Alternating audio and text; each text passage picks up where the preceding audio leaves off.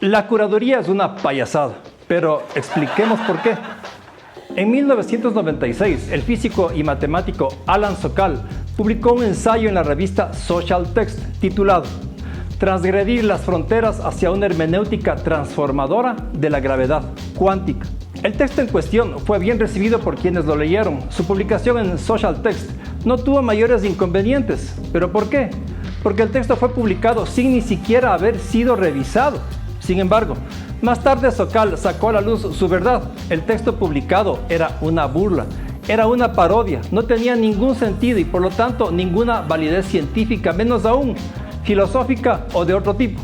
Esto se conoce como el escándalo Sokal. Escribí una parodia de la crítica posmoderna de la ciencia. El hecho generó una gran polémica. Por otro lado, quedó demostrado que una revista de importancia como Social Text no era rigurosa al momento de hacer sus publicaciones, pero también se demostró que por atrás de este tipo de publicaciones había una falta de rigurosidad en el discurso y al parecer esto era un síntoma que se venía dando en publicaciones similares. En su parodia, Sokal decía, por ejemplo, a partir de Galileo, la ciencia física occidental predominante se ha formulado siempre en el lenguaje de las matemáticas. ¿Pero las matemáticas de quién? La pregunta es fundamental, pues como ha destacado Aronowitz, ni la lógica ni las matemáticas escapan a la contaminación de lo social. Y, como bien han señalado las pensadoras feministas en repetidas ocasiones, esta contaminación en la cultura actual es eminentemente capitalista, patriarcal y militarista. En este segmento, Sokal mezcla a propósito y en tono de burla tres ámbitos, el de la ciencia, el de las ciencias sociales y el del feminismo. Pues, por ejemplo, hay quienes desde el feminismo han dicho que la ciencia, al ser dominada por hombres, es masculina y machista. Un argumento que obviamente no tiene pies ni cabeza, y que la ciencia no tiene género, sin importar quién la lleve a cabo, sean hombres o mujeres. A propósito de la curaduría, en el año 2012 se publicó en Diario El Comercio de Ecuador un artículo que se titulaba Curaduría, un terreno que se transita poco aquí. Allí se decía que esta era una práctica nueva en el país, tanto así que a la convocatoria del premio Mariano Aguilera para proyectos curatoriales de aquel entonces no apareció ni un pelagato y el concurso en esa temática tuvo que ser declarado desierto. En ese mismo artículo, la historiadora Trinidad Pérez decía que la curaduría podía ser comparada con la literatura, donde el curador sería el editor del libro o de la obra.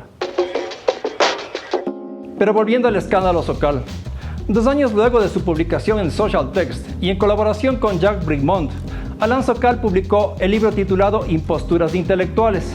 Es allí en donde ambos investigadores develan las falacias del posmodernismo, su discurso mentiroso y la debilidad de sus argumentos. En este libro, los autores desmontan las falacias de diversos autores tales como Julia Kristeva, Bruno Latour, Luce Irigaray, Jean Baudrillard, Deleuze, Lacan y otros.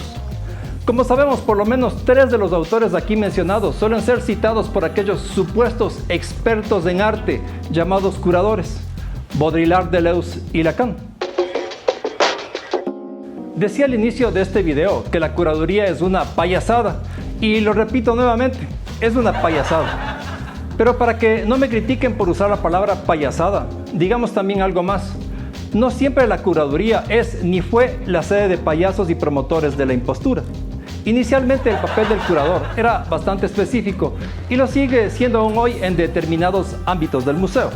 En esencia, un curador es un especialista en contenido, es el responsable de las colecciones de una institución, de su catálogo. Es en teoría un especialista que investiga los antecedentes de una colección, interpreta su significado, su valor y transmite este conocimiento al público. Puede tener también otras funciones, existen curadores de zoológicos, acuarios, museos, etc. Si es que nos basamos en la etimología de la palabra curador, es el que cura, el que cuida. Este es entonces un aspecto de la curaduría. Pero existe otro que es el que realmente nos interesa y es el del curador artista. Del curador que supuestamente crea en base a lo que las obras que ha seleccionado muestran. Este tipo de curadores tienen un papel también teórico, entre comillas, y a que se dedican no solo a organizar una muestra y darle contexto con el fin de crear algo, sino que escriben al respecto ya sea en catálogos u otro tipo de publicaciones.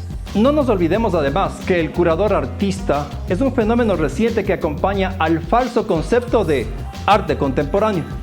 Un ejemplo del curador artista lo vemos en el caso de la Bienal de Cuenca, cuando la española Blanca de la Torre, con un concepto inventado por ella y sin ningún fundamento real, el de bioceno, dio rienda suelta a su supuesta creatividad para lo que fue aquella lastimosa Bienal. Pero no es el único caso. Pero volvamos a Sokal. En una conferencia que dio en el año 98 en la Universidad de Buenos Aires, él decía lo siguiente: Baudrillard, Deleuze, Guattari, Murillo han hecho graves abusos de conceptos y terminología científicos. Como vemos, él menciona a pensadores franceses del posmodernismo, que en sus textos han utilizado una jerga que pretendería ser científica con el fin de dar forma a sus argumentos. Por ejemplo, sobre Baudrillard nos dice lo siguiente: en los trabajos de Baudrillard se encuentra una profusión de términos científicos empleados sin ningún miramiento por su significado y sobre todo situados en un contexto en el que son totalmente irrelevantes. Y luego sigue diciendo: más aún, la terminología científica está mezclada con una terminología acientífica utilizada con la misma ligereza. Cabría preguntarse a fin de cuentas qué quedaría del pensamiento de Baudrillard si quitáramos todo el barniz verbal que lo recubre. Pero entonces veamos ejemplos concretos de esto en el campo del arte, y mejor aún, en el campo del arte en el Ecuador. Seguramente ustedes habrán leído en posteos de Facebook, sitios web o catálogos de arte aquellos largos y complicados textos que los curadores suelen escribir en torno a la obra de arte. Suelen ser textos de una aparente dificultad que denotan una supuesta sabiduría del que escribe y que dejan al lector en ascuas sin saber qué ha pasado, de qué se ha hablado o qué se ha querido decir. Son textos que se parecen a un o una performance en él o la cual el artista no da ninguna explicación y se burla del público en cuanto a la institucionalidad llena a ese performance con un concepto y un discurso que lo explica o lo pone en palabras, haciendo a su vez del artista una especie de iluminado y del performance una especie de arte para entendidos. Se trata de textos que suelen utilizar fraseología complicada, palabras que en apariencia demuestran algo pero que en realidad no tienen absolutamente ningún sentido ni ningún sustento, tal como lo que denuncia Sokal sobre los argumentos de Baudrillard. Vuelvo al ejemplo de la Bienal de Cuenca, evento de nivel nacional e internacional que se fundamentó en conceptos sin pies ni cabeza, en los meros inventos de una curadora y de quienes le acolitaron. Otro ejemplo son aquellos largos y complicados textos que suelen acompañar las muestras de arte contemporáneo, ya que sin el texto las muestras no pueden existir. When you make a stupid remark, its stupidity will be obvious, even to yourself. Pero puedo citar otros ejemplos. De hecho, estuve revisando este tema en el ámbito del Ecuador y me encontré, entre otros, con un website denominado Paralaje. Se trata de un espacio virtual en el cual se habla del así llamado arte contemporáneo. A propósito, interrumpo esto un rato para contarles lo siguiente. Hace años, cuando empezaron a surgir los cuestionamientos sobre la validez del tal arte contemporáneo, hice una pregunta a través de mi perfil personal de Facebook en la que decía lo siguiente: ¿qué es el arte contemporáneo? Responde en no más de 4 líneas.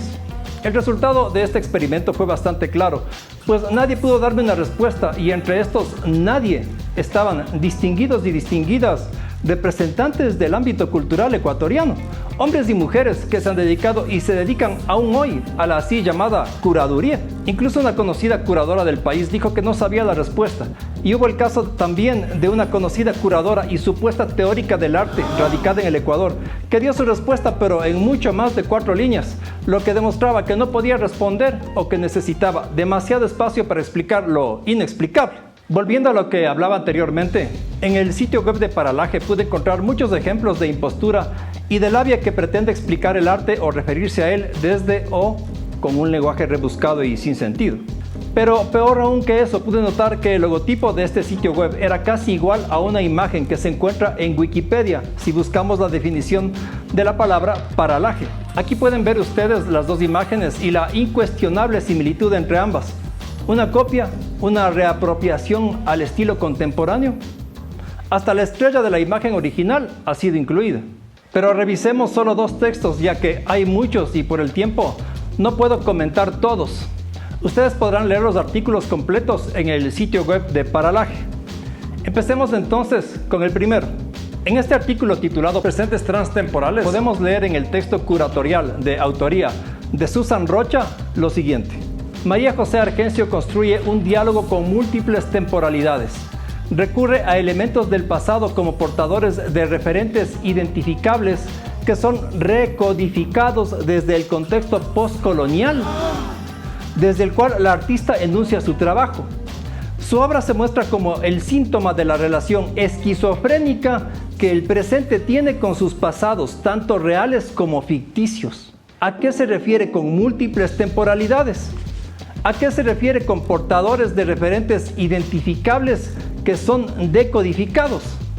Pero la cereza del pastel es cuando dice que la obra de esta artista supuestamente se muestra como el síntoma de la relación esquizofrénica que el presente tiene con sus pasados. Este uso de la palabra esquizofrenia es totalmente incorrecto y artificioso.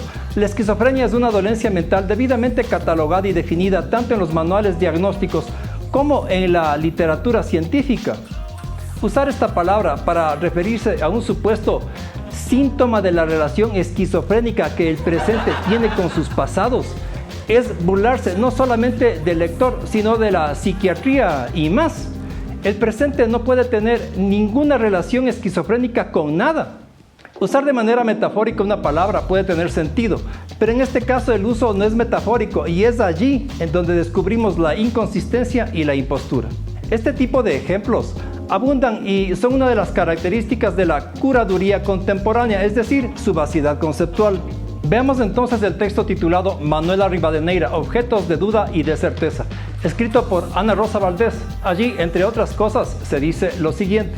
La apuesta estética del artista es iluminar en estos objetos su condición de dispositivos y cómo dan lugar a distintos procesos de subjetivación a lo largo de la historia de Occidente. Partiendo de la noción de Foucault, Agamben llama dispositivo a cualquier cosa que tenga, de algún modo, la capacidad de capturar, orientar y bla, bla, bla, bla. Noten que aquí lo que la autora del texto hace es citar a otro autor para definir lo que es un dispositivo, es decir, ella no da una definición posiblemente porque no puede darla. Esta es otra característica de los textos curatoriales falsetas. ¿Por qué falsetas? Porque usan la cita, la nota al pie de página y otros recursos como medios para lo que intentan decir, ya que la o el autor no tienen la autoridad, usan el nombre de otro autor, este sí reconocido por su labor investigativa. En fin, este es el verdadero soporte de la curaduría contemporánea, la falacia, la impostura, el fanfarroneo, el intento por lucirse ante el lector, ante el público, y es por eso que no debe ser tomada en serio por nadie. Reconozcamos este tipo de discursos y hagamos lo posible por erradicarlos, ya que promueven la mediocridad y un arte que no es tal. Escribí una parodia de la crítica postmoderna de la ciencia con el título Transgrediendo las fronteras hacia una hermenéutica transformativa de la gravedad cuántica,